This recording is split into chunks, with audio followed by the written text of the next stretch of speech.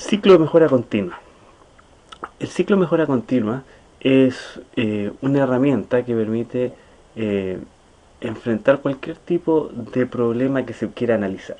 No es una solución en sí, pero es una forma de ordenar la información que permite ir filtrando y definiendo claramente cuáles son las causas que explican el problema que se quiere solucionar.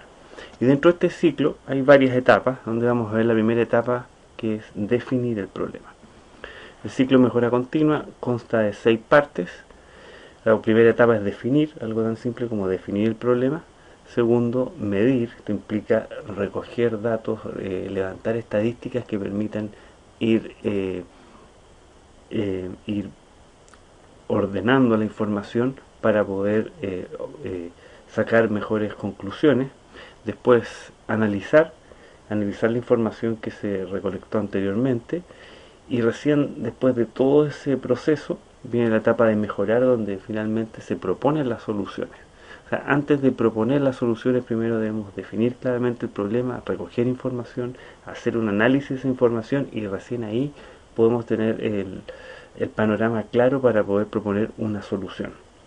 Después vienen las etapas de controlar y replicar, que básicamente se refieren a controlar, se refiere a una vez que se implemente la solución propuesta, es necesario observar y monitorear cómo se está comportando, si está cumpliendo con lo que se esperaba, si se observa algún tipo de problema, si es necesario hacer alguna calibración a las propuestas que se hicieron.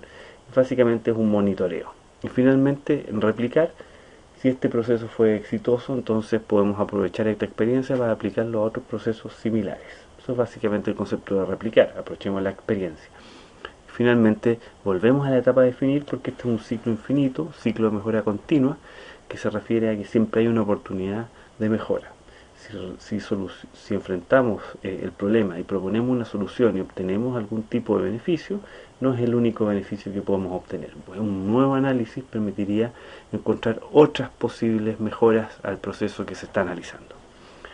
Entonces, la primera etapa, definir el problema, algo muy simple.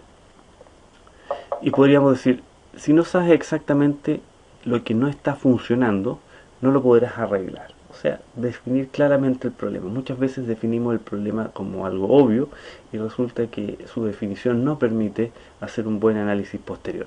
Entonces, yo les pediría que dedicaran 5 minutos o algo así a definir un problema real. Me dice 2 problemas, pero basta con uno. Un problema de un proceso que ustedes quieran analizar, y defínanlo en un párrafo, en lo que quieran, como quieran escribirlo, pero que quede claro cuál es el problema que quieren atacar. Dedíquenle 5 minutos y después pasaríamos a la etapa siguiente, que es un ejemplo. Esta podría ser la definición de un problema cualquiera, que quizás es similar a la que ustedes acaban de escribir. Los pacientes no están satisfechos con el servicio de imagenología.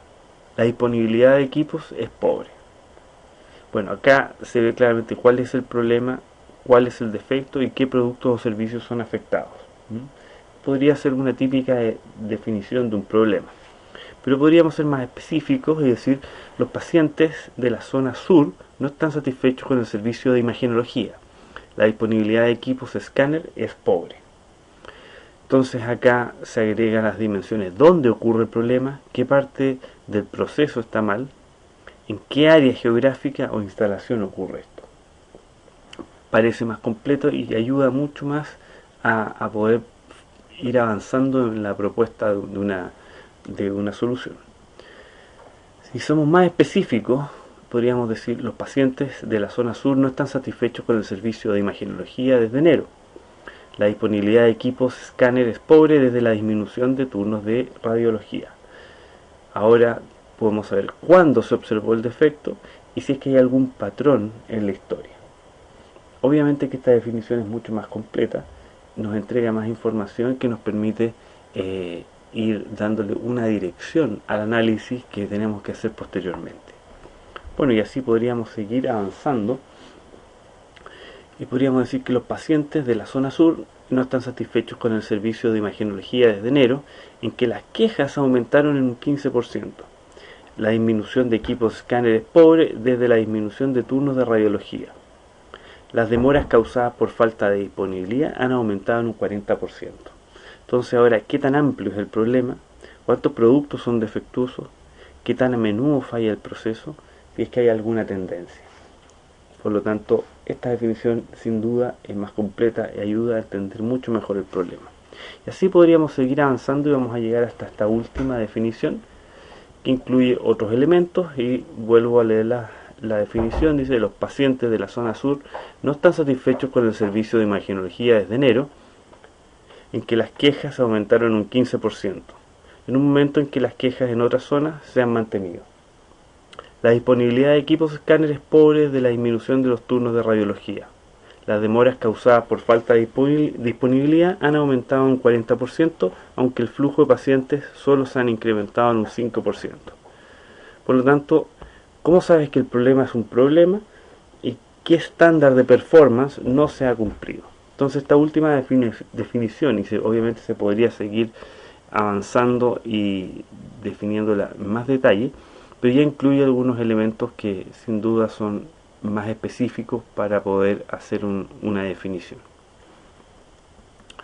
Entonces, como ejercicio, la misma formulación de problema que hicieron hace unos minutos atrás, traten de reformularla considerando estos conceptos, y sin duda deberían llegar a una definición mucho más específica, y hagan ese análisis, hagan esa comparación y concluyan si la nueva definición de problema que hacen ayuda a entender mucho mejor la situación que quieren enfrentar que la primera definición que hicieron. Bueno, algunos criterios para la declaración del problema. Son cosas muy básicas, pero esto debe ser específico. ¿Qué se refiere? Debe explicar qué está mal y qué distingue la deficiencia de problemas similares. Debe ser observable, debe haber evidencia visible del problema. Debe ser medible el ámbito del problema en términos cuantificables: cuánto cuesta, cuántos, qué tan a menudo. Y manejable, puede resolverse en 6 a 12 meses, por dar un rango de tiempo cualquiera. En realidad esto no es algo tan exacto, pero en el fondo se refiere a que el lapso de tiempo que requieren para resolverlo es algo razonable. Entonces, lo más importante acá es sin duda que debe ser algo observable y medible. Acá no pueden haber definiciones de problemas que son percepciones. Debe haber evidencia clara, esa evidencia tiene que ser medible para poder cuantificar el nivel del problema en sí. Por lo tanto, definiciones que son basadas en percepciones, la verdad, no van a poder ser analizadas bajo ningún tipo de herramienta, dado que es simplemente una percepción que no puede irse desglosando después en distintas causas para este problema. Algunos criterios para la declaración del problema. Se representa el problema en términos cuantificables, por ejemplo, tasa de efectos, número de quejas, etc. Es decir, debemos cuantificar el problema, porque es un problema. Mide el problema contra una meta, si existe. Hay que hacer preguntas que una declaración de problema debe responder. Por ejemplo, ¿cuál es el problema? ¿Dónde es el problema? ¿Cuál es la magnitud del problema? ¿En qué periodo de tiempo se ha registrado? ¿Cuál es el impacto del problema? Todas esas preguntas hay que hacerlas y en base a eso ir definiendo la declaración del problema. A modo de ejemplo, podríamos decir: nuestros clientes no están satisfechos con la demora en el envío del estado de cuenta de su tarjeta de crédito. Este es un problema pobremente definido, genérico en su naturaleza, y no indica la magnitud del impacto del tema. Podríamos reformularlo y decir: en los últimos 3 meses, 26% de los estados de cuenta de tarjeta de crédito fueron demorados por 10 días o más, debido a lo cual el negocio perdió 280.000 por no disponer del dinero en el momento establecido. El problema bien definido, es específico y directo, claramente muestra la magnitud del problema y sus consecuencias para el negocio.